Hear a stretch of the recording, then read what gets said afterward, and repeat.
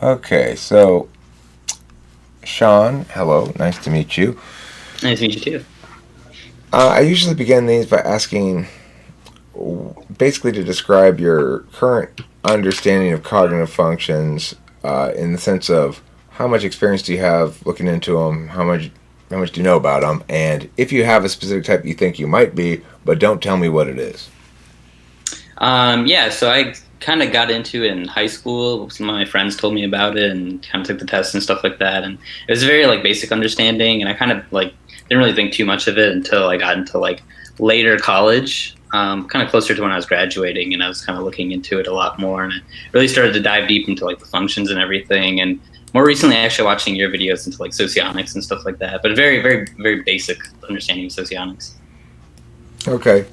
Um, and do you have in mind a particular like primary purpose for learning it or understanding it? Is it more about self growth? Is it more about understanding people outside of you, or some other thing? Do you have a clear concept of why you're interested in it?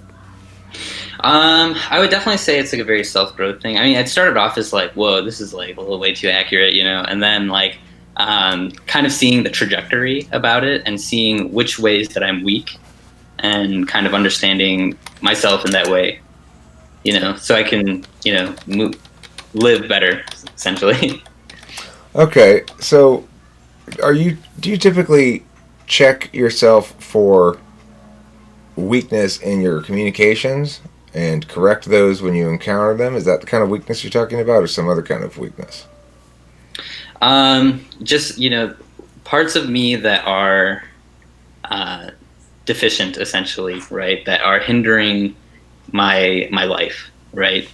Things that make it things that give me difficulty and irritations in life that are about myself.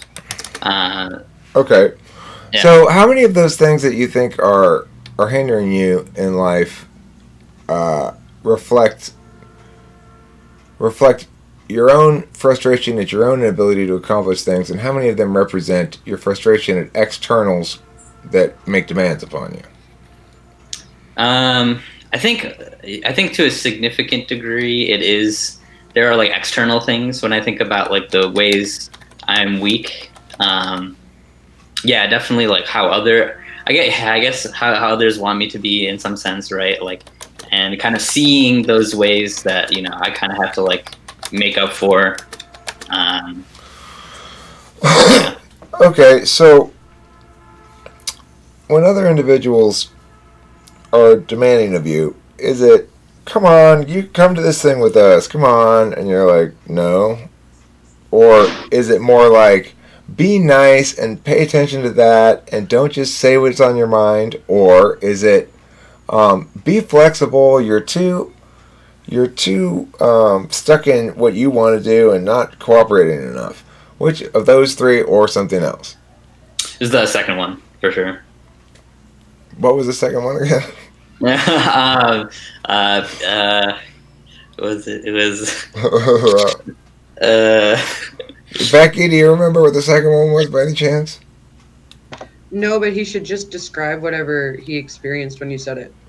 okay.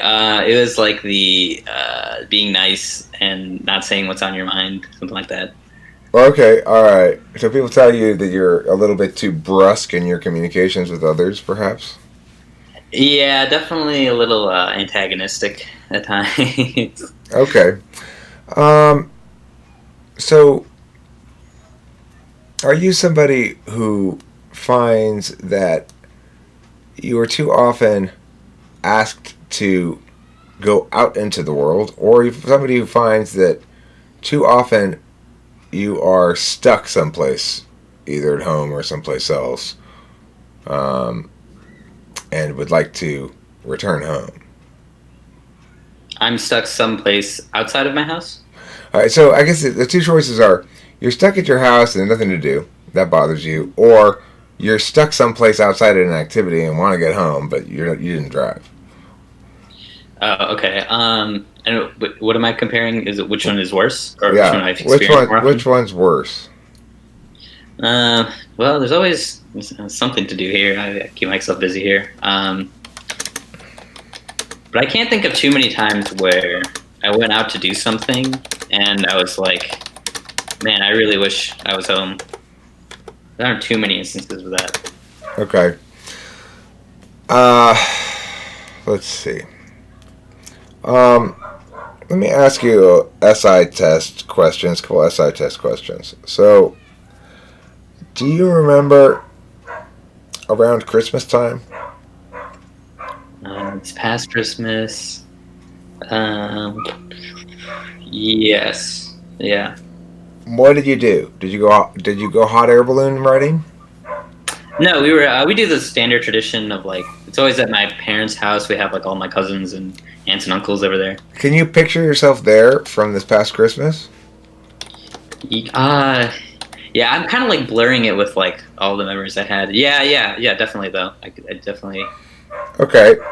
Now, how about yesterday for lunch? Do you remember what you had for lunch yesterday? Yes. Yeah. What did you have? Yeah. I had what was it? It was like quinoa, and Swiss chard and steak. I see. Was it at a restaurant or did you make it yourself? I made it myself. Really? How did you cook this steak? Just on the stovetop. That's all I have. So you just cooked it in a pan or what? Yes, on a pan. Yep. Pan fried steak. Hmm. Okay.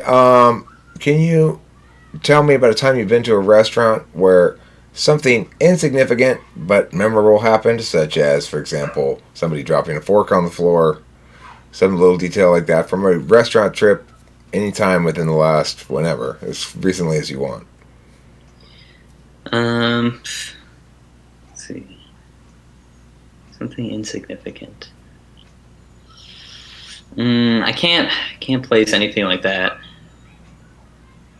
Okay. Anything insignificant like that. Okay. Mm. Let's see. So, which sentence are you more likely to identify with? There's going to be somebody suggested that there might be a problem at this upcoming party, and are you more likely to be the one who says, "Look, I'm not worried about whether I'm going to enjoy it or not. I'm sure I'll be fine. I'm worried about these group of people over here who are going to seem to might maybe get upset or whatever. So that's the issue." Or are you more likely to say, "I'm not worried about how those other people feel regardless. I'm worried about how I'm going to feel here"? I actually had that recently for my birthday party. There's some people that were not so didn't get along, and one person wanted to come and didn't want to come because someone else was going to be there. And I guess my thought at the time was like, that's stupid, but I understand. I guess I don't know. I wasn't too concerned about it, I guess. I think in general, I wouldn't be too concerned about it. It would be kind of awkward if I'm entangled in it, right? Like if I was hosting. But otherwise, I don't feel like it's my business, so to speak. Unless if they like are really like being loud and like arguing and causing a scene, then I would be like, you people need to leave. Okay. How many? I'd like you to come up with just a continual flow of answers here for as many as you can come up with. I've got a new invention. I'm always inventing new inventions. I don't know if you're aware of that. But this is a machine that will make you a cheeseburger while concurrently cleaning your rain gutters. Now, I can't think of any name for my new product. Can you help me come up with some names for it? Okay. Gutter burgers. Let's see. Leaf and cheese. Let's see. Leaf burgers.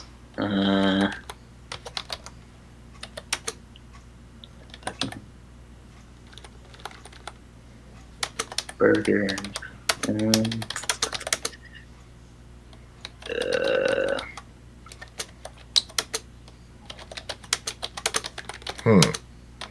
Okay. Yeah. Interesting.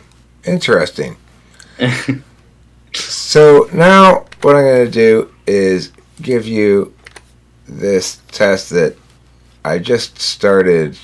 Somebody told a commenter, I think it was Field of Dragonflies, that's her name, that she suggested this.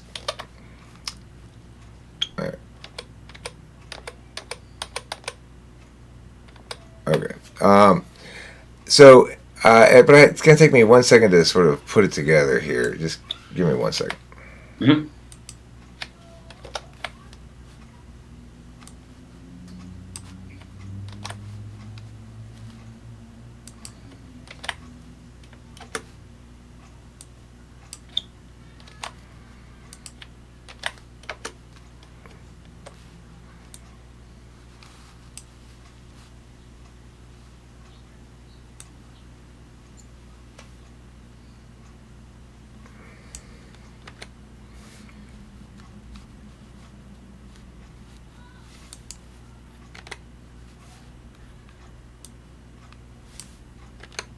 Okay. This is harder than I thought it was going to be. Okay, that's okay. Let me ask you another question, and then I'll resume this thing. So, can you tell me a little bit about how it is that you approach a situation that requires you socially to improvise? For example, you've found yourself at a party, and everyone's getting behind you and say, "Go, go!" You go up on stage and do stand-up comedy, improv stand-up comedy. Now, how are you going to respond to that? Like, you didn't really expect this. Nobody really expected it, but it turned into an improv stand-up comedy party. And, like, everybody else is gone already. And it's just you left. And everyone's getting behind you and saying, go on, come on, get up there and do some improv stand-up comedy. What's your response to that? I'd probably try. I don't know how good I'd be, but it also depends on how drunk I am, I guess. Like, I would definitely give it a try. I wouldn't be like, no, I couldn't do it. I'd definitely try. Okay. And do you think that's because of the social pressure? I mean, yeah, partially, but also, like, I think I'm a kind of a funny person, so. Okay. Yeah. I mean, especially if this is a party of, like, people I mostly know, then it's, like, no big deal. Okay. Have you ever heard the troll question? No. Alright, so pretend you're the mayor of a Middle Ages town. And in this Middle Ages town, it's split by a river. You've got two sides of your town, and you've got a river that splits them in between. Now, additionally, there's a bridge that goes across the river. But in this winter, right before winter falls, the bridge is washed away by a big storm. Now there's no more bridge. Naturally, what happens when you lose your bridge is a river troll takes up residence in your river. And river trolls have a specific magical power. They can, fast as lightning, no matter how well you hide it, no matter what you do, they can run up to a boat that's carrying food, and they will be able to magically take away exactly 10% of whatever food is being carried in the boat. So if, for example, you have a piece of bread, they'll take 10% of that. If you have a whole dead cow, they'll take 10% of that. Now the problem you have is all the food is over there on the other side of the river where your farms and your farmers are. On this side of the river, you've got your townspeople and your craftsmen. So you got your, rural food producing peoples and their farms and stuff over here, but your townspeople who need a lot of the food over here. You've got to move the food back and forth across the river now in boats. This means the troll is taking in 10% of your food, but you have barely enough food to last you all winter. And if you pay this 10% troll tax, as the troll calls it, all winter, many of your people will starve. So the people are saying you need to do something, and you are basically an autocrat in the Middle Ages, to just say what you say goes. You have your people and the various things that medieval people would have, and in the story, what you can do to determine what you want to do to solve the problem is you can take action in the story, you can talk to me, the narrator, you can talk to the characters, I'll play the role of the characters and talk to you, or you can you can direct the characters in the story to do things. Okay. So this most straightforward solution seems to me like rebuilding the bridge. Okay. You're not going to be able to get that done until after the winter. It's a big Okay. bridge. It's a harsh winter. It doesn't. The river never freezes, but Hmm. everything around it does. Okay. Okay. Can we kill the troll? You could try. You could try. um, He's not immortal. okay. Okay. We could try to kill the troll. Could we negotiate with the troll? Maybe. You could try. Yeah. Am I able to just like try? Yeah, you say to me, okay, I want to go to negotiate with the troll, and then I'll take on the role of the troll and talk with you, and you can negotiate with me. Okay. Let's see. Yeah, I guess we can try to negotiate with the troll. Hey there, Mayor. How you doing?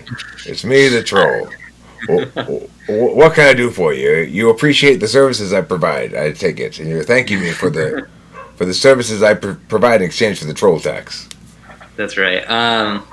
So I feel that the troll tax is a bit much, and it's going to end up starving many people. And you, the troll, don't really need that much food, right? Yeah, I don't eat it. So you don't even eat it. No, I send it Oh, down. I incredible. send it down the river to the troll exchange. They give me troll dollars later in the season. I see. I see. Okay. Well, honestly, at this point, I just kind of want to kill him. Like, I just want to kill the troll. Okay, well you're not telling him that, so okay. Well, you can Yeah. try. Well, how are you going to do it? He's standing in the middle of a river. It's a wide river. It's a fairly deep and fast moving river, and that you're gonna are you gonna swim out there with a sword? He's 12 feet tall. He's got pointy armory skin and everything. And I want to stress also, keep in mind that all the pathways of this story have been worked out before, and people have done. So I know all the. Well, I am not making anything up as I go. This is how it goes. Right. All right. So he's 12 feet tall. He's got pointy armory skin, and he's standing in the middle of the river. He's very good in the water. Obviously, he's a river troll. Hmm. Okay. It seems like fighting him wouldn't be that effective then, because probably arrows wouldn't penetrate most likely. I mean, you've got people you can consult if you want. You've got your general, and you've got your I don't know, whatever else you got in your you've got like various people who work underneath you. You can consult with them if you want. Okay. I guess we can talk to the general about fighting this troll. Ooh, that's a big troll. I mean, look, I doubt the arrows are going to work. We could try shooting arrows at it, but it might just piss him off. We could go down the river in boats with lances, maybe, but I don't think that's going to work. I think we're going to lose a lot of people trying to do that. So I don't know. You got any good ideas? I guess my ultimate goal is really to minimize loss of life here, and fighting the troll, although valiant, is not conducive to that. So, it seems like, no bridge. Would it be possible to just move everyone to the where the agriculture is, and just kind of huddle up, kind of refugee it? Yeah, okay, you can move the people. You don't just have to move them there and refugee it. You can move them back and forth across the river. Move the people, not the food, is the single best solution to the problem. Yeah. Okay, so good job coming up with that. Most people don't get anywhere close to coming up with that. So Really? you'd be surprised. You'd be surprised how difficult it is. That's interesting. I'm almost done with this. I'm double checking it now. Let's see if it works. This is a hard one. There we go. Let's see. I'd be interested, Becky, if you're still listening, if you would be interested or willing to take a stab at this one too that I made. So these are the words in the sentence. What does the sentence say? Don't say it out loud though, Becky, but just sort of note when you think you got to figure it out, or type it in or something. But don't push enter yet.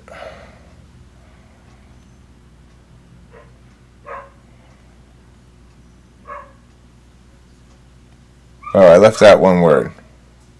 Of course.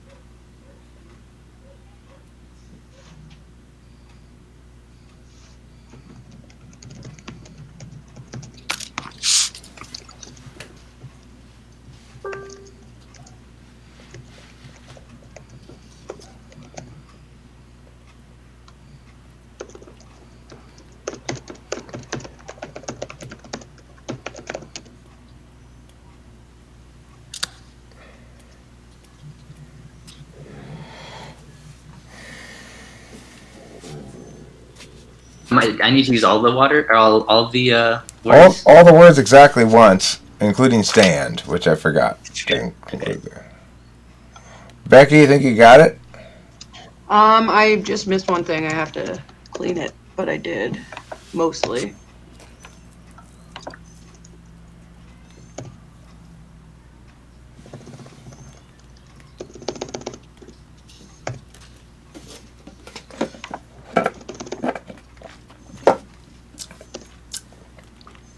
I believe this to be an NI test, but I'm not sure what it tests really. Okay.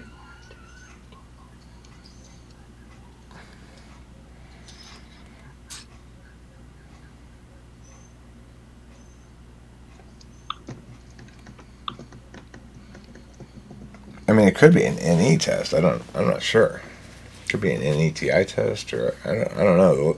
The lady who made up the test or suggested I use it suggested it was a TE test.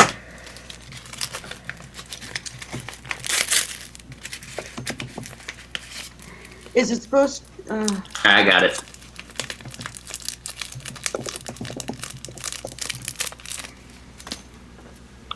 Oh, I need to switch one. Should I like say it? Yeah, sure. Okay.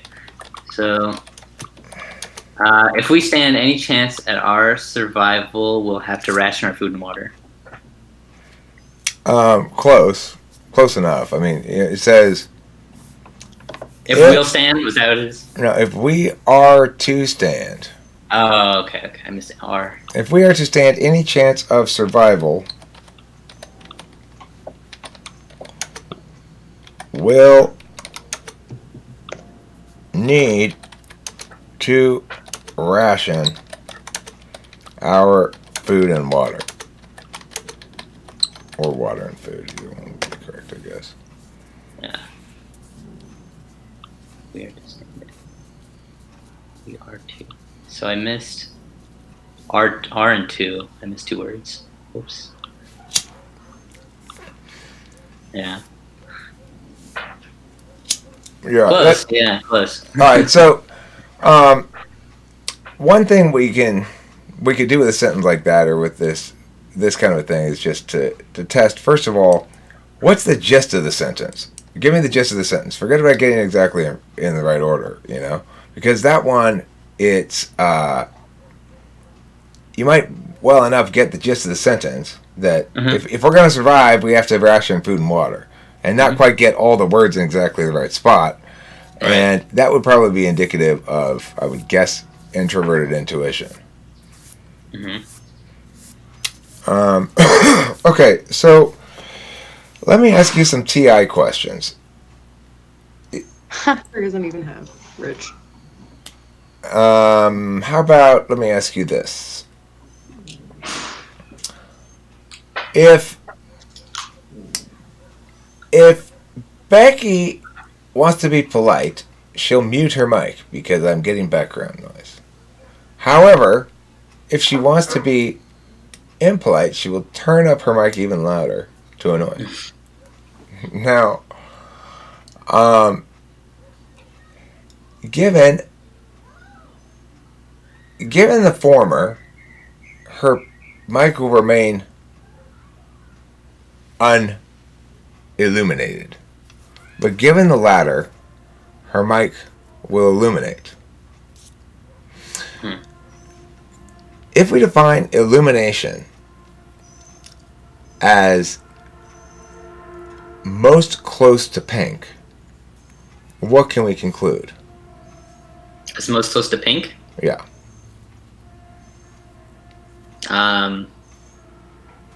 We could say that was it the illumination? Deillumination?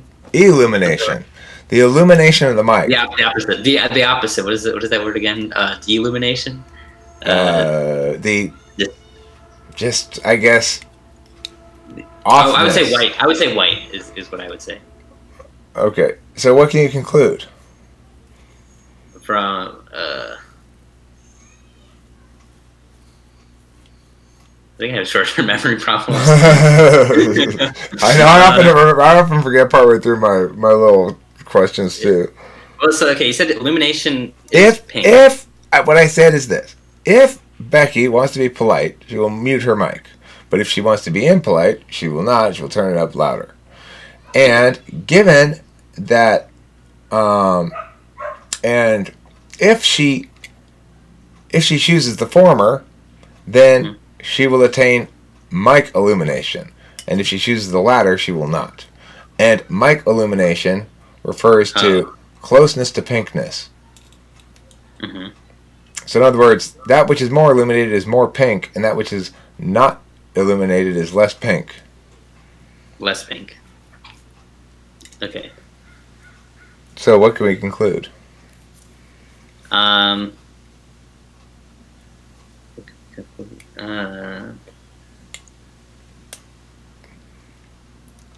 the microphone is pink? Becomes pink? The microphone did become pink. It's right in front of our face. Yeah. So what does that mean, the fact that the microphone is pink? If it's pink right now? It is pink right now. Are you not looking at the screen? Oh, I thought you were talking like her actual physical microphone. I see. Yeah, it's off. So what can we conclude? We can conclude that the mic is turned off. But what can we conclude about what came before that? Because I said, at the beginning, I said, if Becky, remember that part? Mm-hmm. Let me know when I can hear. So, if the mic is pink.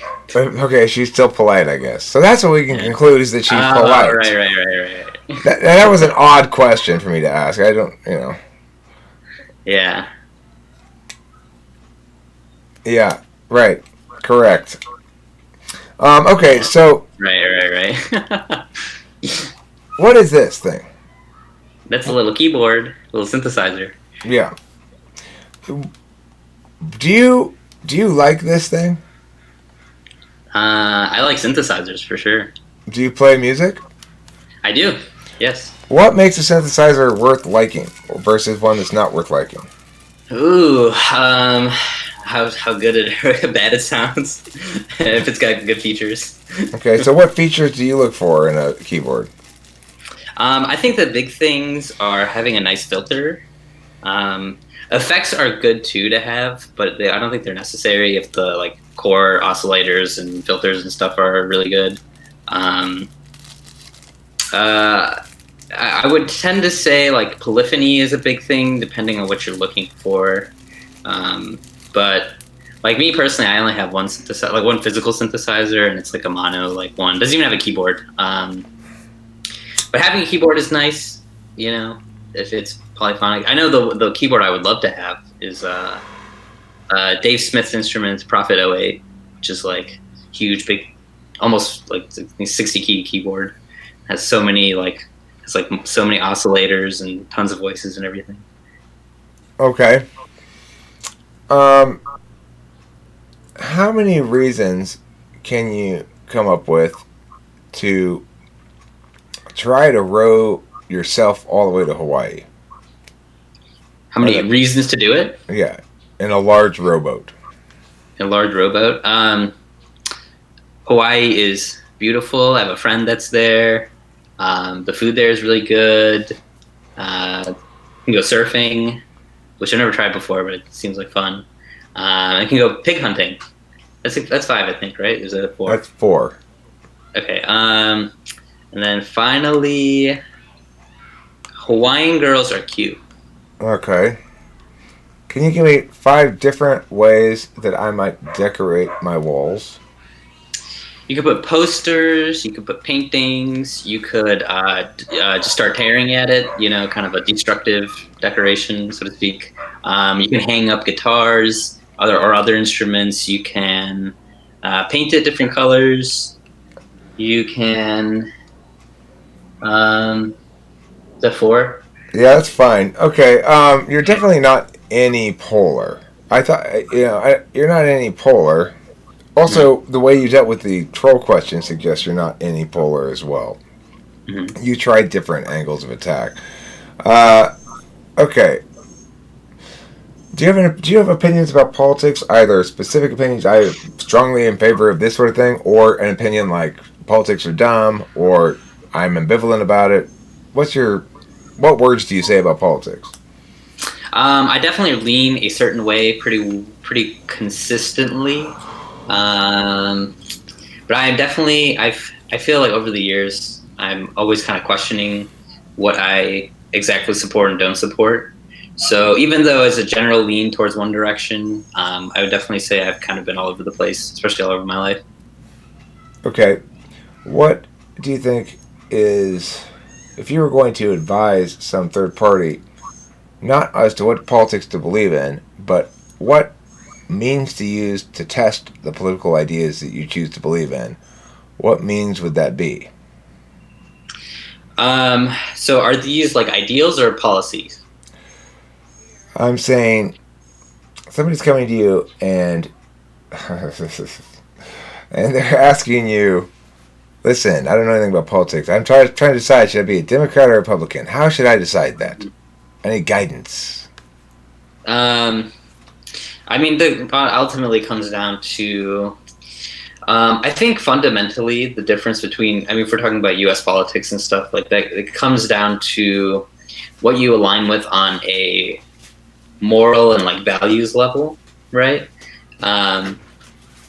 And kind of seeing like what kind of opinions, obviously more liberty and personal liberties, in terms of like civil rights and stuff would be alongside of more liberal thinking, whereas more, not necessarily religious, but founded in religious ideals, obviously like abortion and stuff like that, would be on the Republican side, or like gun control. I think that's probably the easiest way to tell. How do you feel about guns?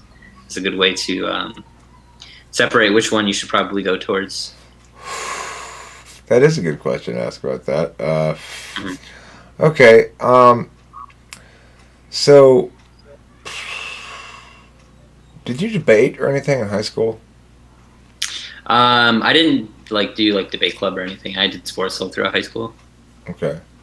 What sports did you play? I played cross country and track. Yeah, that's fun. That's a fun game to play. Run. This isn't a fun game at all. This game's terrible. Okay, so is it because you have a good runner's body? Are you tall and lean like me? We had a very strong cross country program. I'm pretty lean, but I'm not super tall. But we just had like a extremely well known program for my high school, and that was kind of like, I think my cousins did it, so I was like, oh cool, I should do it too. And I found it to be a very enriching activity beyond just doing the running. I see. Did you learn important things about life while striding pace after pace around things?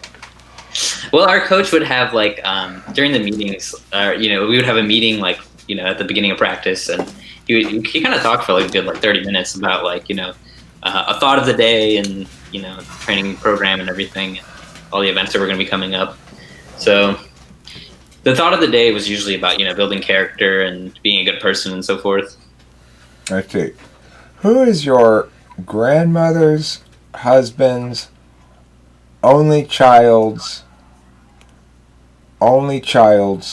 father in relation to you? Were you just like repeating only child's, as in like, refer? No. Do you, kind of like a stutter? Okay. No. So only child's father. That would be my dad. Correct. Yeah. Okay. So you don't have any difficulty with TI things, obviously, and you don't have any difficulty with any things either. Becky, you want to chime in here? Any thoughts you might have? I don't know. I was hearing a lot of FITE going on. If okay, well, it's conceivable that an INFP would have no problem at all with the TI problems as such. I was going to go there next. Yeah. Okay, so just as the SE Dom has no problem dealing with basic NE problems, let's see how TI you are. Let's see how TI I am. Okay, so I got a problem here. I'm gonna grab from this other thing I have, and it's a hard one, but we'll see how much you go. Alright, so god damn it, I need a new keyboard again. These fucking keyboards, I burn through them like nothing because I'm smoking all the time, and they're always getting cigarette ash in them. And believe it or not, that's not good for your keyboard.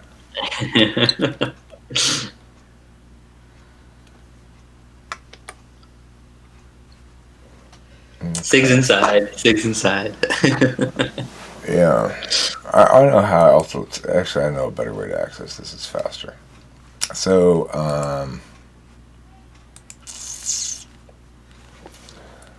open.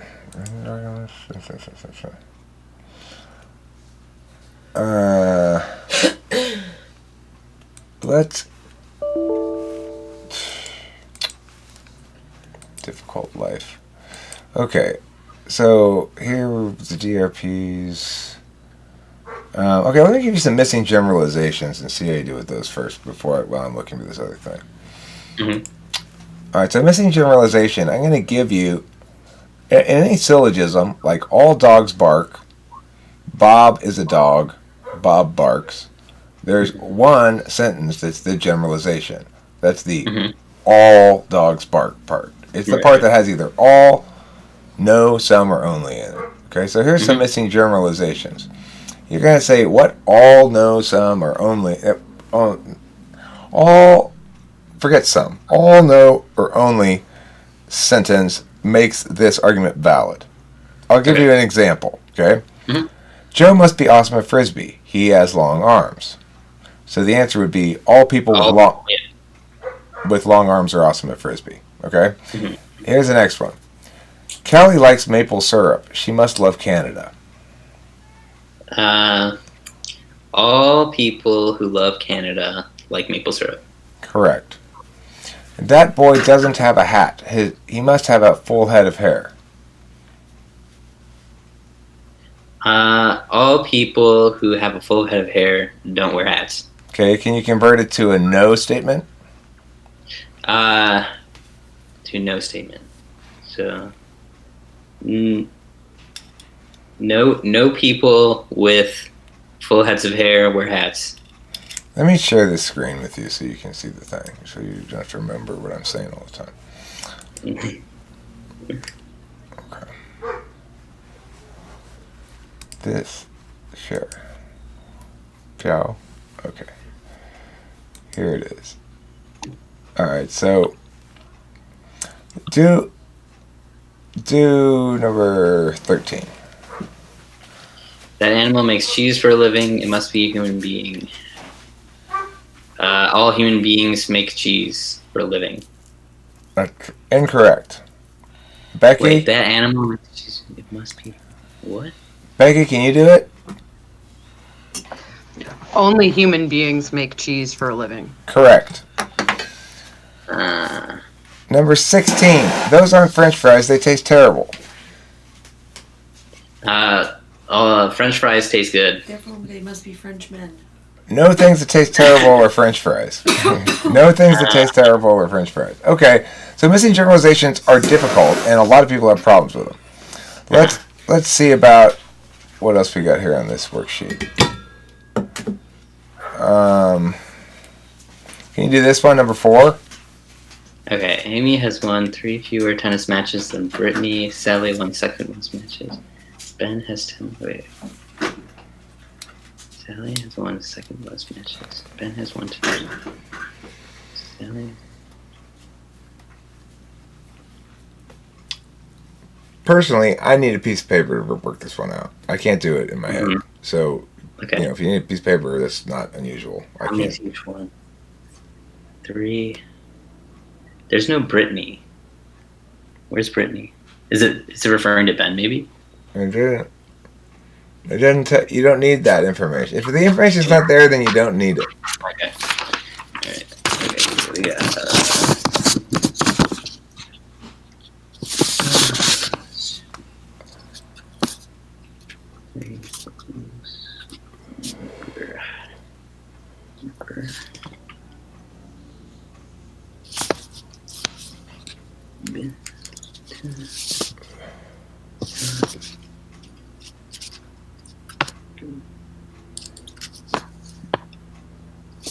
Okay, so...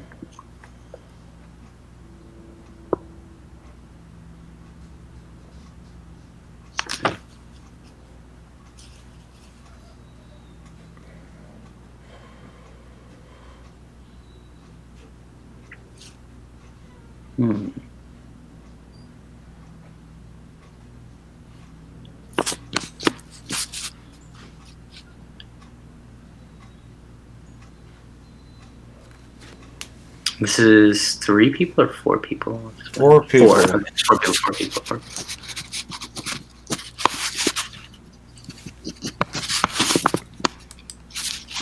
Becky, do you have it figured out? I can't figure it out. I'm writing it down right now. I Yeah. know where to go. I'm just thinking through what to do next. But Okay. I know what I'm doing. Okay, Can you guys, hold that up? Yeah. I'd have to use a pen and paper too, but you guys go ahead and keep working on it. I was just trying to figure it out in my head. I thought maybe it's not possible. You may need to have one more piece of information. I'm not sure. Let me see. I mean, there may be multiple solutions, I guess you could say.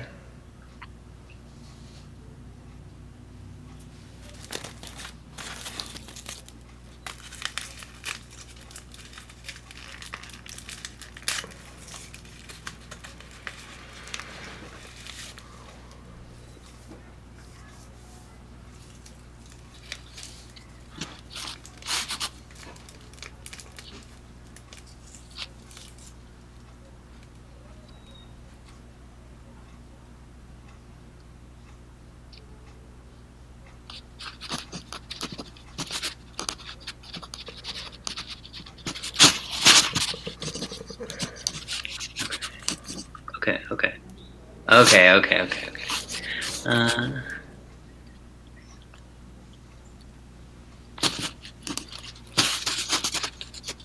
I got it. Yeah. I got it.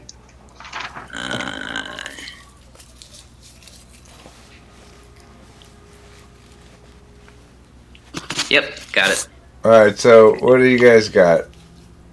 How many? Can I start? Yeah, go ahead. How many does Sally have? Sally has 9. Okay, and how about Amy Amy has 3. and Brittany? 6. Yeah, and Ben has 10. Okay, Yep. cool. So, let's talk about FITE versus TIFE.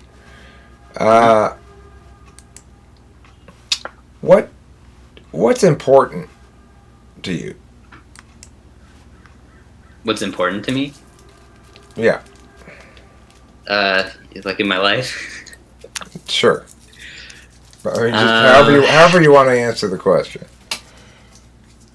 Um, Financial stability is important to me. Um, uh, I can't think of. I like music a lot. I guess that's important to me. Um, uh, my friends are important to me. Okay. Well, Yeah. look, here's where we are right now. You're not any of the polars. You're not TI polar. You're not SI polar. You're not any polar. So that eliminates 6 types. It takes us down to 10 other types. Mm-hmm. Now, I certainly INFP is not out of the question in the sense that the TI of an INFP can be quite effective, and I've known INFPs who like to do like logic questions and challenges and shit like that, despite being INFPs. So it's not impossible. It does seem that we're looking at any SI on the front stack probably. You were, well, I don't know. I'm not sure about that yet because your SI is there delivering, but not really super prominent. It could be 4th slot, could be, I don't know, but it's not polar. You're not any polar either, so that eliminates those. But okay, let me figure. You're a bit of a tricky one. Do other people consider you more extroverted or introverted in the colloquial sense of the word, being gregarious or not? Most people that have, I think they presume. It depends on how they meet me, to be honest. Like if I'm drunk, I'm like all over the place. I am fucking talking to everybody. Yeah, yeah. I will even talk to like the complete strangers when I've been drinking. If I'm not drinking, I'm pretty quiet actually. Okay. Pretty quiet. I mean, if it's a gathering of like people I know, I'll be talking to everybody, obviously. But I'm usually like pretty like leading conversation when I'm with a lot of people that I know. But if I'm in like, what are those conversations going to be about? usually like I like to talk about like current affairs. It's usually fun to talk about. Like to talk about what I've basically been interested in recently. So a lot of like spiritualism stuff. So what kind of talk me through the spiritualism stuff? I don't know if spiritualism is necessarily like the right word. It's just kind of the closest thing I could come up with. Kind of like getting at true things in life, right? Like what is the absolute truth in life? The only things I can really feel very much like understanding like how we as human beings function is very like reactive is kind of what I've been getting at. And So I don't know, it feels like the only thing like is true is like dying. I'm thinking about death a lot. It sounds like you're heading down a determinist path. Is that correct? A determinist path? Yeah, very much so. Yeah, it's actually a big thing. I've kind of been very into like the fate and destiny and like something I keep saying is just like there's not really any coincidences, you know. So do you have some sort of intentionality behind the determinism? No point, no meaning. It's very, I guess it's nihilistic in that sense. Then isn't it the case that there's nothing but coincidences? Ooh, that is contradictory, isn't it? I don't know. I feel like I've taken a lot of LSD, and it always feels like when I take a lot of LSD that things are happening for, as if like I'm living in a script almost, you know. And when I am like really high, it feels like it almost feels like I'm in a movie, right? Where it's like when I'm not high, it's like I'm kind of like slowed down. I can't feel the script, so to speak. But when I'm on LSD, it's like I feel like I can see all the possible things I could be doing and kind of envision the future and so forth. Okay. What do you mean by human beings function? I don't know what that. Go ahead. Like behavior, like why do we do the things we do, motivations. Okay. All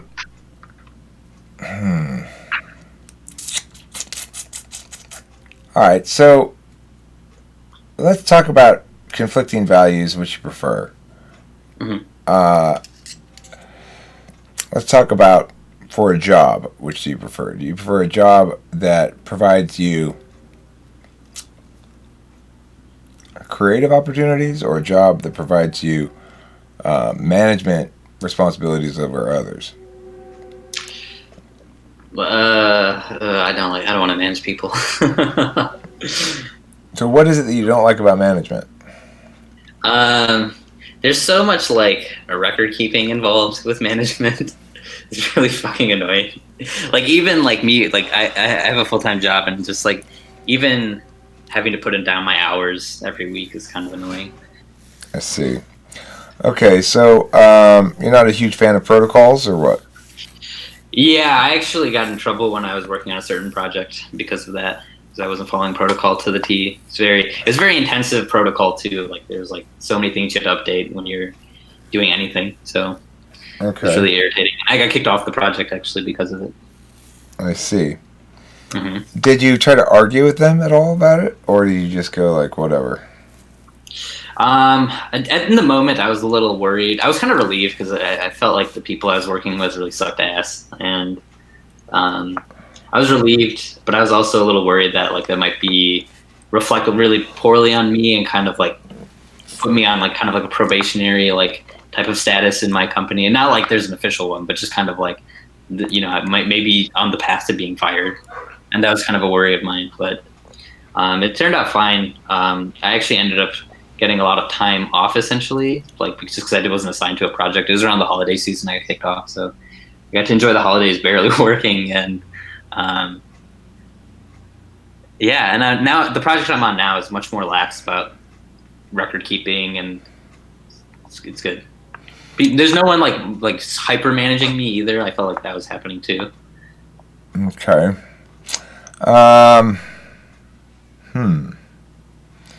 So tell me about your positions on current events, stuff you've been reading. You said you'd have a current events conversation with somebody, possibly if you were to go up to them and talk to them or something like that.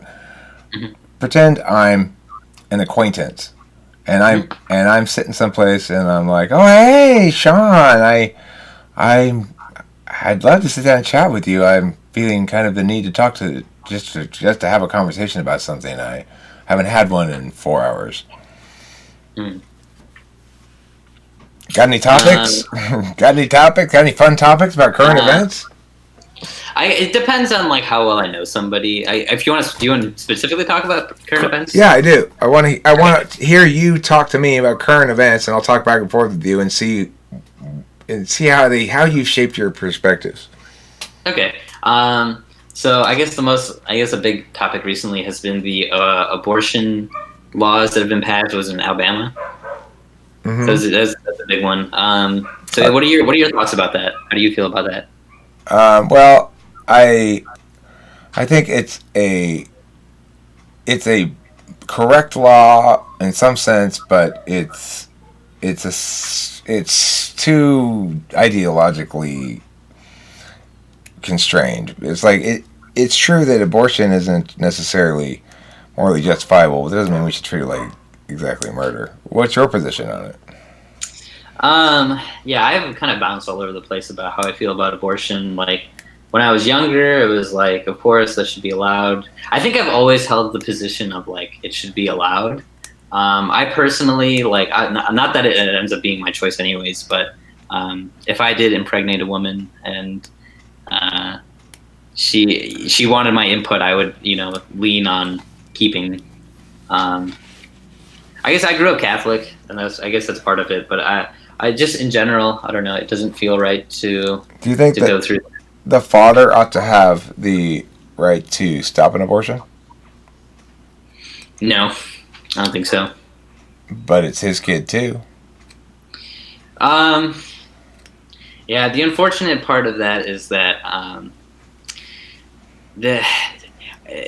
it's kind of, okay. So here's an interesting way to make policy about it. Would be like, you can't, if you have any law regarding this, like I think one of the first things that was attacked was like who were the people supporting the law, and it was like almost all men, right? And that's just like so bad from like a credibility perspective, right? Because this is obviously like affecting, even though it is obviously takes a man and a woman to make a baby. It is the woman who bears the brunt of the burden in terms of child rearing and that kind of direct, I don't want to say ownership, but you know what I'm saying, responsibility for it. And it has to have the baby, right? Like carry it and so forth. And if we get into the conversation about like paying, that's a different conversation. But in terms of like who is in charge of who's deciding on the abortion or not, I can't see in any reason why a man has a say, unfortunately, because it is someone else's. It is her body, right? Like not yours, even though the baby itself is 50% your genetics. Well, then why do any of us have a say in, say, murder? After all, it's just Joe murdered Bob. I'm not Joe, and I'm not Bob. Yeah. So I guess part of the problem with the murder debate, or not the murder debate, the abortion debate is like there's differing opinions about when life starts and so forth. And there's no real way to. No, there's not. No, there's not. There isn't? No, there's a word that means when life starts.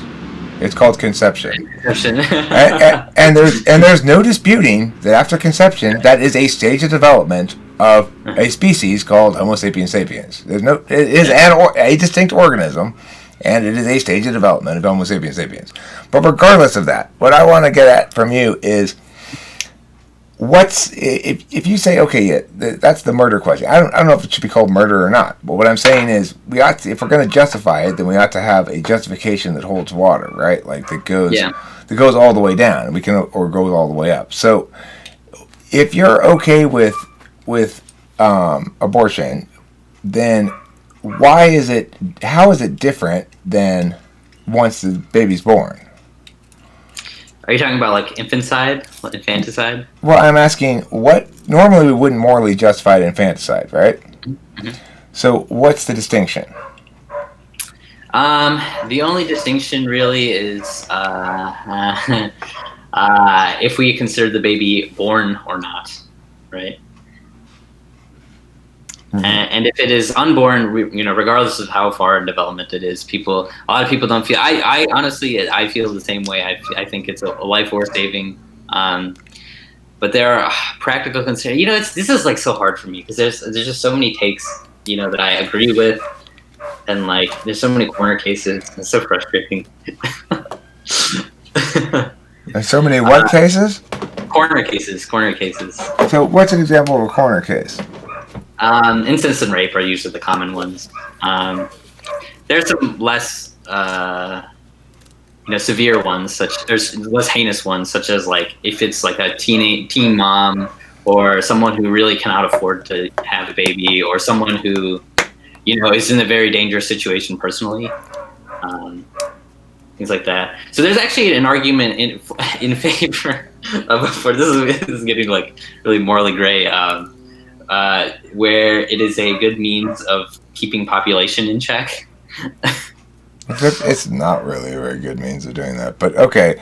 So my question then is, do you simply just not reconcile the contradiction there, or what? Because you're saying that you're in favor of abortion, that women should make the decision, but you agree that universally the justification doesn't hold water. So how do you deal with that? How do you reconcile the contradiction?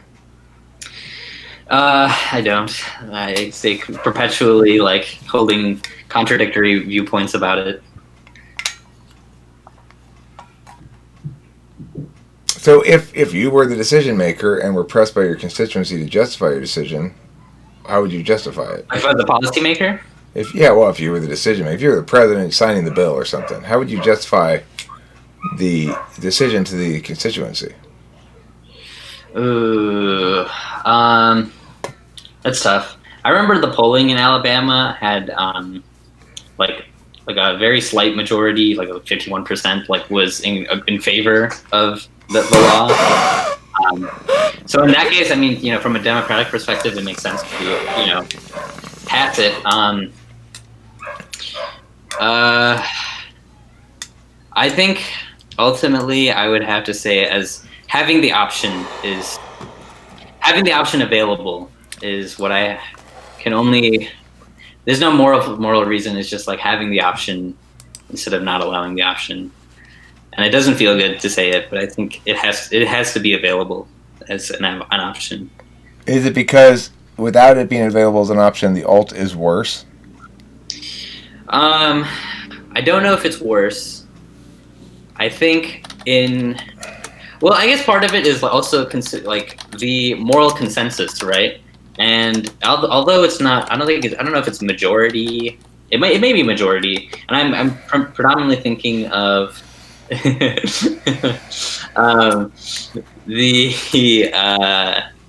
just lost my train of thought. The consensus opinion, right? Like 100 years ago would be like, oh, abortion is completely wrong, always, and there might be a very small minority of people that think it's okay, or maybe people agree on like certain circumstances or whatever. But if we consider now, people really are fighting for this, right? And so, in that sense, but it's rough. Like it depends on also like what kind. If I'm a policymaker and having to. Okay, you cannot be. Look, all this wishy-washiness on this particular issue notwithstanding, I just don't get any FI from you. I get that you're bothered by being asked to attach. Yeah. So.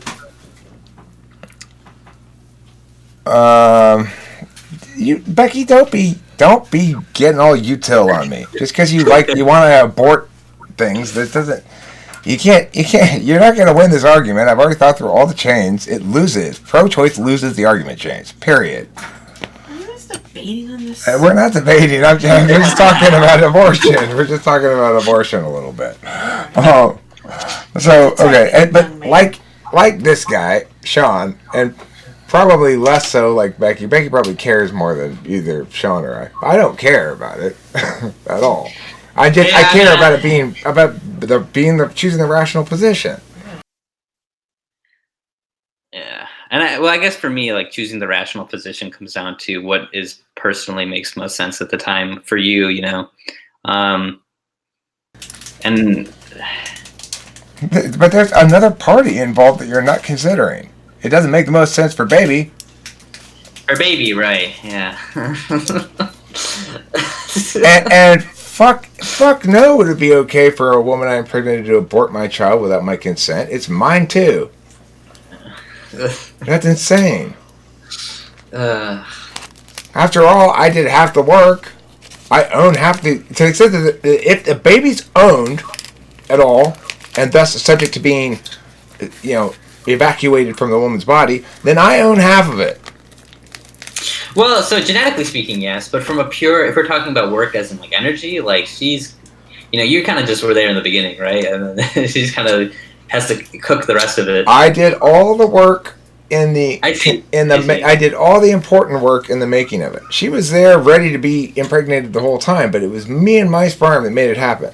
Now, it's true that I might have to owe her some of the profits later on because she's doing more of we're using her land, but it doesn't change the fact that we got a deal here. When you took my jizz up your vag, we made a deal. Yay! That's how it works. Yeah, I don't know. That's why I wrap it up. I think he's INTP. That's what I think. I think you're an INTP. Yeah? Becky might disagree with me, and I'd be curious. I'm not as confident as I'd like to be about it. But, Becky, do you want to talk to me about that? What do you think? INTP or INFP. I saw a lot of FI there as well. I mean, I'd probably be all over INTP without a lot of hesitation had Becky not said that earlier already. I don't see a lot of FI. I mean, do you typically put yourself in another person's shoes when making decisions at all? Is it related to them? Is the decision related to another person? Well, okay, let's say. No, I'm saying like this. You're thinking about saying something. You're gonna say something. It's kind of mean. Do you think, if I were that person and I heard this, I'd feel bad? That's something when I was younger, I definitely was not as conscious of, especially when like kind of debating stuff. But these days, I'm a little more careful about my word choice and stuff like that. Yeah, I definitely hold my tongue at times too. I try to avoid saying just whatever's on my mind. All right, Becky, do that thing you were gonna say. The serial killer test? Yeah, sure. Okay, so Shawn, Uh-huh. you are in a serial killer's house. You wake up, you're tied to a board, okay? But you can, okay, so your hands are somewhat available. You have 2 pills in front of you. Two Okay. pills. 2 pills, and there's a sign. Mhm. Pill number 1 says absolute sadness. Pill Mhm. number 2 says absolute fear. Between the 2 pills is a sign. Take one or die. What do you do? Well, if you're in a serial killer's house, aren't you gonna die anyways? So what does that mean you would do? You do nothing, right? Like, I don't understand. Is it like you're taking the pills, then he lets you go? Okay, I don't think update to the question. The sign says, take one of these pills or be slowly tortured to death. Oh, okay. Hmm. I guess dying is fine at that point. I don't know. You've got to choose either absolute sadness or absolute fear. I have to choose. I have to choose. Yeah, you have to choose one. Okay. And explain why you chose that one. And this is forever, right? You're always forever going to be. You don't know. It doesn't say. Yeah, It doesn't come with instructions and warning labels. You have to respond in the moment. It's grasping where you go and how you go about it. It's not a trick question. There's no right answer. Right. Okay. I guess I would choose absolute sadness because fear, I don't know, being terrified is not fun. Being sad, I feel sad, time to time. Definitely felt depression. Not a good feeling, but fear is just, I don't know, heart racing. I don't know. Actually, then fear kind of sounds kind of fun. If it's forever, then like I guess that's part of the, I don't know. So I wouldn't want to be afraid forever. I could deal with being sad forever. So I'll take being sad. Okay. I don't think it's forever. I think it's like a 2-hour trip. 2 hours? 2-hour emotion trip. Oh, I could do then fear for sure. Fear for sure. Yeah. Becky, what do you think it is? I said he's drugging you to have fun with you. It's not like his fun. We don't know what his fun is, but it's not like a haha now till the day you are this. But his first answer was INTP as fuck. Which was what? Or are we gonna die anyway? Looking at everything in like one shot. There's no point in even. Yeah, that's true. Did you come in with the type you thought you were? Yeah, I did. Yeah. Was it INTP? So for a very long time, I tested as INTP, and I had thought because of the way I behaved in social settings, and especially how much more conscious I became of like other people's feelings and stuff over the past handful of years, that I was ENTP actually. Yeah. No? No.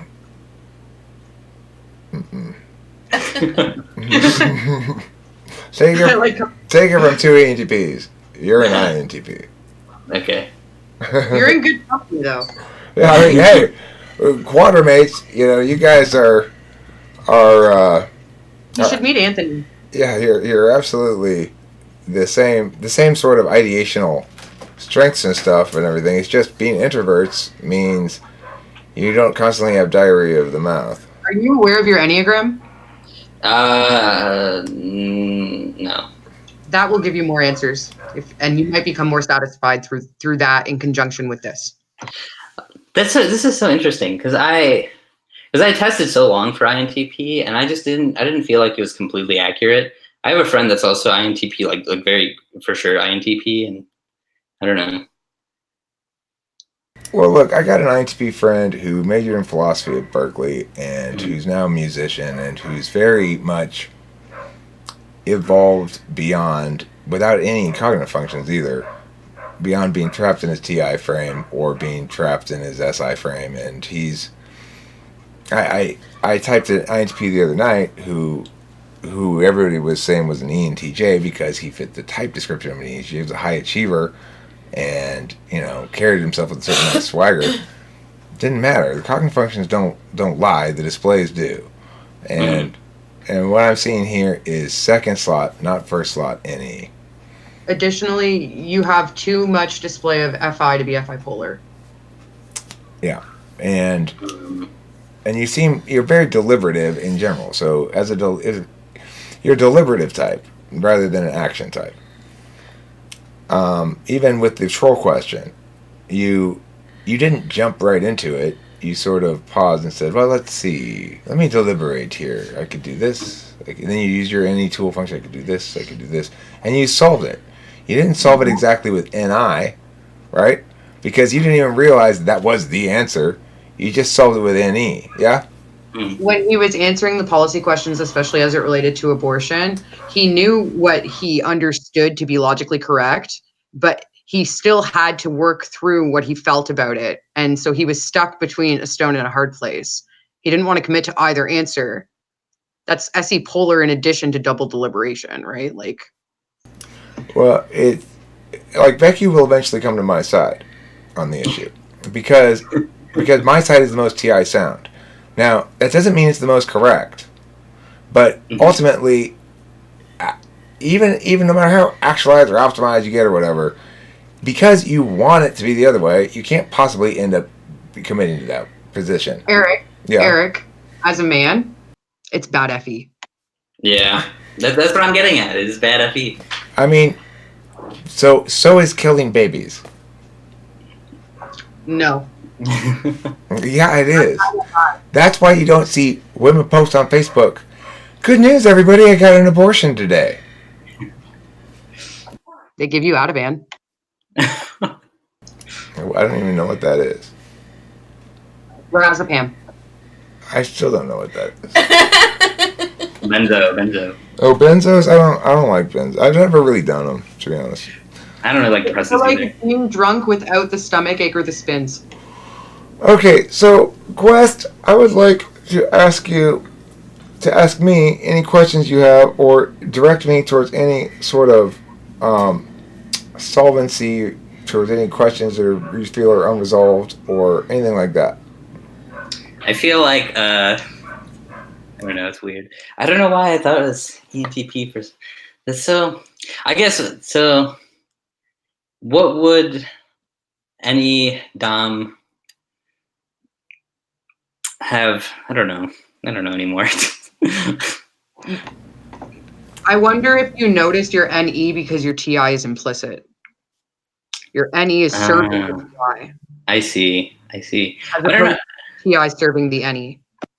I feel like so many times when I talk with my friends, I almost just say arguments, like just say them, and I don't really think through about if they're actually correct, That's any tool. Really? You're just throwing out possibilities, and sometimes you're like, well, I don't even know why I'm doing this. I'm not working towards any truth. That's countervalued in I. For me and Becky both, I don't think either of us do that. I don't think we make arguments that aren't we're trying to do something. We're navigating with our arguments. You're navigating with your NE. Right. I see. And that's why it's like what you said about SE, polar as well. You don't really want to commit to a specific answer. If you ask a TI tool user a question like, well, for example, the rooster question. Let's see how you answer this question. So, are you familiar with the chicken and rooster question, by any chance? No. Okay. Mm-hmm. So it's an actual story. There's a chicken in England that had one of its ovaries damaged, and it it changed from a hen to a rooster. It started to look like a rooster. It got a little bit bigger. It got all the rooster feathers and everything, and it started cock-a-doodle-doodling in the morning. And it even would protect the hens from predators. If it was a hawk, it would act like a rooster and get up on, and the hens would all go hide. And there wasn't any other rooster around. It was just all hens, and this one turned into a rooster, right? So the question is it a rooster or a chicken? Is it a rooster or chicken? I mean, this is like transgender question, right?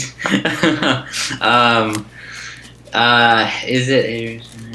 Genetically, it is obviously a chicken, and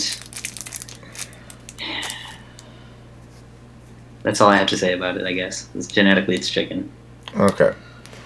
So, a TI tool user will typically stake out a position right away and be ready and interested in arguing it. Now, it's true that a TI tool user might try to hedge by saying something like, well, it's obviously genetically a chicken. Mm-hmm. But I suspect they would be more interested in arguing the position than they would be in giving the right answer. So, and the thing is, that's what I mean by we're navigating with our TI, not with our NE, is that your answer is probably the best answer to give, which is it's that, and that's all I really have to say about it. It's like the other issues are too muddied. But a TI tool wants to parse everything out. Additionally, we want the FE payoff of someone being like, "Oh wow, that is really fucking thought out." Right, right.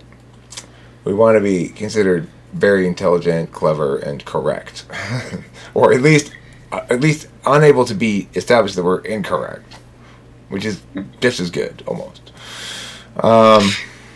Do INTPs not really seek validation if it's 4-slot FE? You seek it, but you seek an environment in which you don't have to worry about it. So it's different than what people think it means. And INTP doesn't want to have to worry about the FE stuff. They don't want to have to worry about whether other people perceive them as they want to be perceived. They have clear understanding that they'd like to be perceived certain ways. There's no doubt about that. But they don't want to be the one responsible for attaining that perception change in others. So that's what it means to be 4th slot FE. You want a ESFJ to come in and just hold your purse, basically. Like I don't know if you've ever seen Abraham interacting with Susie, but that's what you want. You want a female Abraham interacting with you, and then they're very, very supportive and full of praise and affirmation all the time. He'll just interject and be like, "Susan, you're fucking fantastic. You're just amazing." And we'll be in a group like this talking. Like that's the kind of FE push that a 9 is gonna get good off of. We want like a real-time response to something that we think we earn. Whereas if you're with an ESFJ, because they're seeking TI, they'll spend a good percentage of their time saying, "You are so smart. Oh my God, thank God for you being such a genius." But so, the interesting thing is, though, I don't really value people, will say, like, "Oh, you're so smart," or whatever, and I was just like, I don't really care. Like, it doesn't matter to me. Because it's not coming from an ESFJ. If it were coming from an ESFJ, keep in mind that she'd have determined precisely where your juicy spots are, and she'd push on them. That's what they do. They figure out where your juicy spots are, and they massage them for you. Mm. So it's not that you're smart; it's what you're smart about and why and how. Yeah, they'll praise you. They'll praise you in ways that'll work on you. Oh, I see. Okay. They're great in that fashion. Okay. That's interesting. Other thoughts or questions regarding, are there other elements of you thought of ENTP that applied to you that you thought that you still like? Well, I don't know about it because the ENTP is supposed to be like this. That I could address. Yeah, I guess the F bipolar is the one I thought kind of helped stick the landing, so to speak, on ENTP. Well, FI in the 8th slot always serves TI, just as my SE always serves my expert intuition. So Mhm. I do a shit ton of stuff, right? But only insofar as it helps me to ideate. So, for example, when I finished writing a novel called Gospel of the Pantheon, I never sent it to any publishers, never wrote any query letters, never did anything like that, right? Because at that point, my SE had ceased to serve my NE. It was serving my TE or something like that. So, for you then, if you're an INTP, your FI is always serving your TI, and mostly totally ignored and undervalued by you. So, for a lot of years, if I had known what SE was, I would have been like, fucking SE is so dumb. I hate it so much. Ugh. And not realizing even that I was doing it all the time. It's your unconscious tool function, or your insecure function, or your balance function, depending on how you want to call it. If you think about it as your unconscious tool function, it's an ugly little guy who you're trying your best to ignore, and you undervalue. He's actually doing all kinds of shit for you that you're not even paying attention to, like opening doors for you, sweeping the rug in front of you so you can move along smoothly. But you feel insecure about that. If somebody critiques you about FI, you'll be bothered by that. And that's basically saying you don't care enough, or you're not factoring in personal attachment enough here, or you need to put yourself in the other person's shoes. That was really mean what you said. Something like that. That will eat at you, because it's where you feel like you can see people with front stack FI, dominant FI or something, you go, those people are killing it with that. And I'm not nearly as killing it as much as they are. But I know they're using it too much. So I don't know why they should be sort of getting credit for using it a lot. And I know the proper amount to use it. That's why. But the thing is, you sort of feel all that. You don't really think it out. And you don't really recognize what FI is. I can't tell what it is that... I've never been able to figure this out. What it is that changes me from sitting here twiddling with something and being like, God, I should get something done, to actually get up and start doing things. Where's that moment, and what causes that to occur? I can't quite grasp it in front of me consciously. I suspect that's a quality of the 8th slot. Okay. Whereas 7th slot SE polar, that means you probably wouldn't feel criticized about that much. If somebody criticized you by saying you're not pulling the trigger enough, you're not following through enough, or doing enough, you'd probably be like, yeah, I am, and then refer to something else that's not that. It's kind of like being, the analogy I make about polar is, imagine you're deaf, but you're deaf to sirens on fire engines going by, but you don't know it, and you've developed over the course of your life the habit of what everybody else does. So anytime a fire engine goes by with the sirens on, you go, that's so loud, You can't actually hear anything, but you developed this habit because everybody else does, and so you think that's just what one does when fire engines go with lights on. Occasionally, though, the fire engine will go by with the lights on, and you put your fingers there, and everybody else will go like, what is he doing? There's no sound. He didn't have his sirens on, right? So that's my experience with my polar, and probably yours as well, which is, you go through the motions of it, you mistake the motions of it for the thing itself, and then occasionally that fails and you go, oh, something's off here. Okay. How does that play out exactly for INTPs? Well, with SE polar, SE Right. is an opportunistic function in part, and it's a follow-through function in part. The opportunistic part is what requires you to put aside ideation and pull the trigger. That's what you don't get, because there's always more possibilities to consider, and you haven't finished parsing through them all with your TI. And the only thing that keeps you moving forward at all is your FI. So what drives you to do things is when things are very important to you. That's your 8 slot function. But it's serving your TI. So the thing that's very important to you has to implicitly be subjectable to that kind of deliberation that you do, TI. And then the NE is instrumental. You don't care about possibilities or ideas in and of themselves. You use them to attain your 3rd slot payoff, which is your SI. Ultimately, you want to craft your life as a series of stories, narratives about yourself, comprised of past experiences and events that are perfectly honed. You don't make any mistakes, and you're just killing it in each one. And so that at the end of the life, you can look back and go, wow, I killed it. I wrote my book correctly. so to speak. That's how I interpret hidden agenda for SI. You can tell me if that resonates with you or not.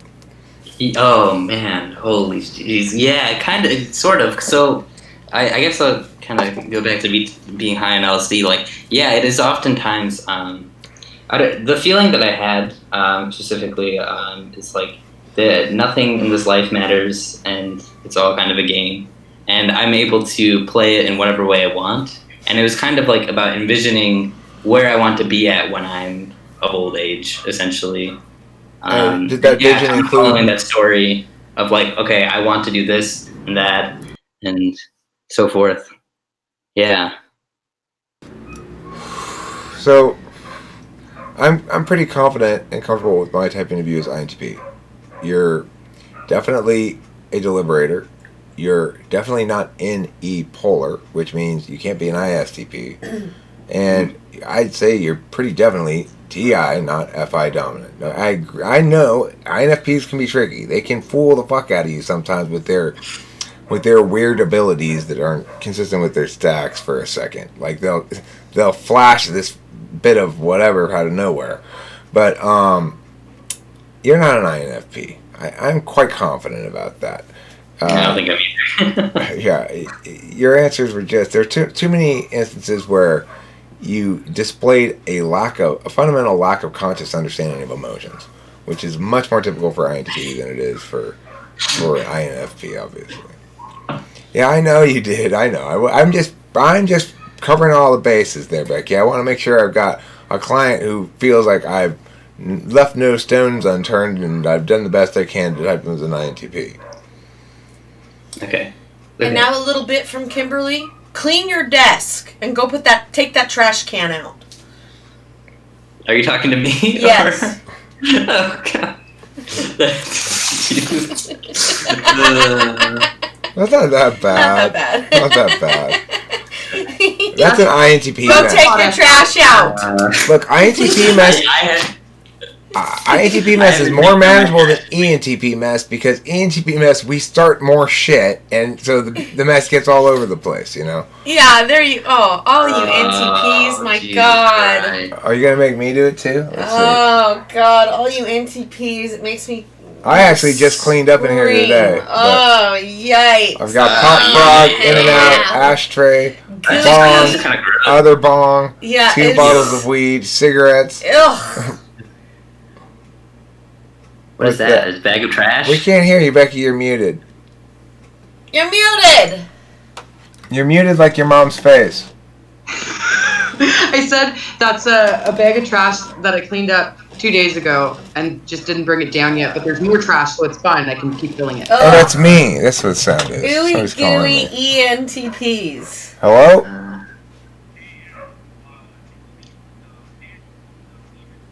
Okay. Let me just finish up. I'm finishing up with a client right now, and I'll call you right back within like 10 minutes, okay? All right, thanks. Bye. Okay. So that was Daniel, and he's another client that I got to type here pretty soon. You should come to the appear rooms and you should meet Anthony and you should discover your similarities to Anthony, another INTP.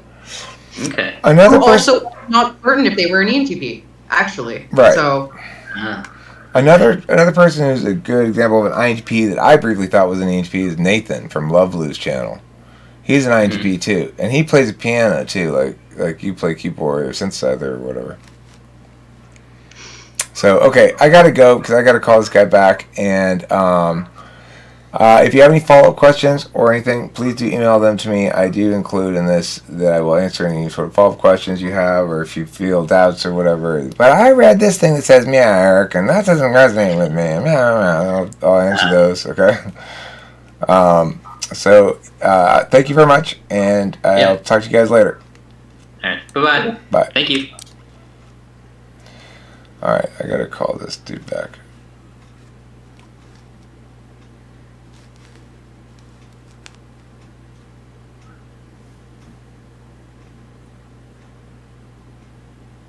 Oh, this. Stop for